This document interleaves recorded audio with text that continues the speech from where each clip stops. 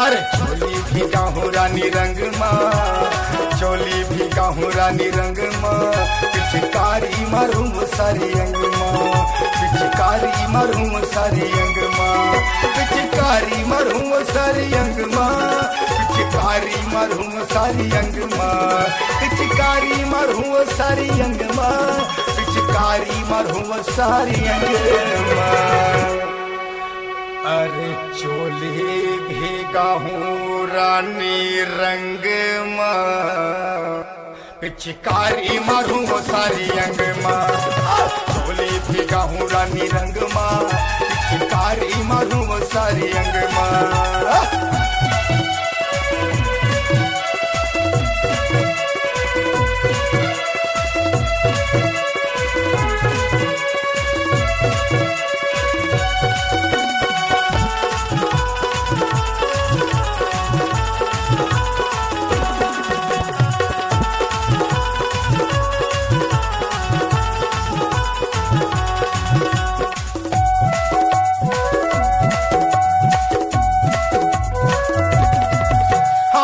संगी जहुरिया सबो आए है घर रंग गुलाल, मारंग पिचका मोला बोलानी चेहरा जरा उधार।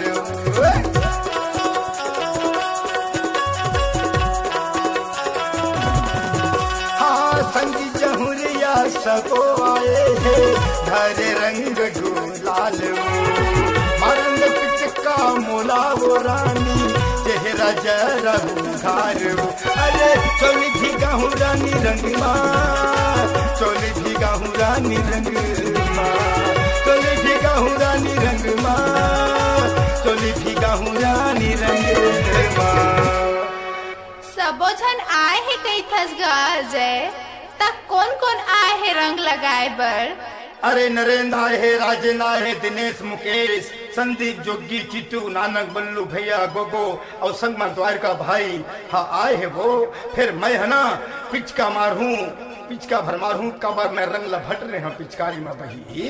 अब पिचकारी मारूं वो सारे अंग माँ,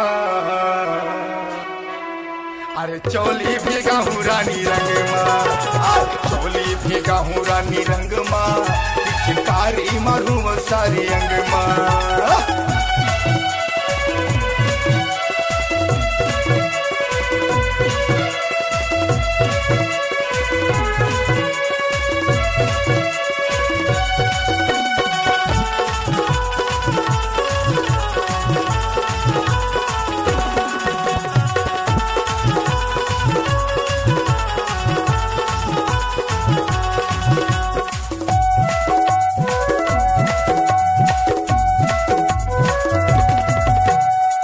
दारू गांजा भंग बुरानी धर हवा सब संग माँ, चढ़े नशा सब बोला कारी जवानी होवते तंग न।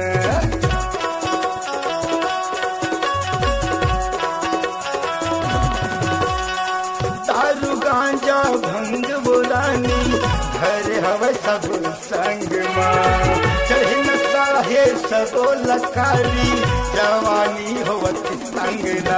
अरे चोली भीगा हूँ रानी रंग माँ, चोली भीगा हूँ रानी रंग माँ, चोली भीगा हूँ रानी रंग माँ, चोली भीगा हूँ रानी रंग माँ।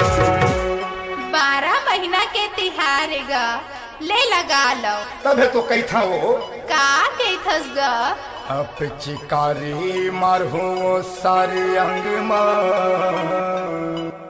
अरे चोली भीगा हूँ रानी रंग माँ, पिचकारी मारूं सारे अंग माँ, चोली भीगा हूँ रानी रंग माँ, पिचकारी मारूं सारी अंग माँ, पिचकारी मारूं सारी अंग माँ, पिचकारी मारूं सारी अंग माँ, पिचकारी मारूं सारी अंग माँ।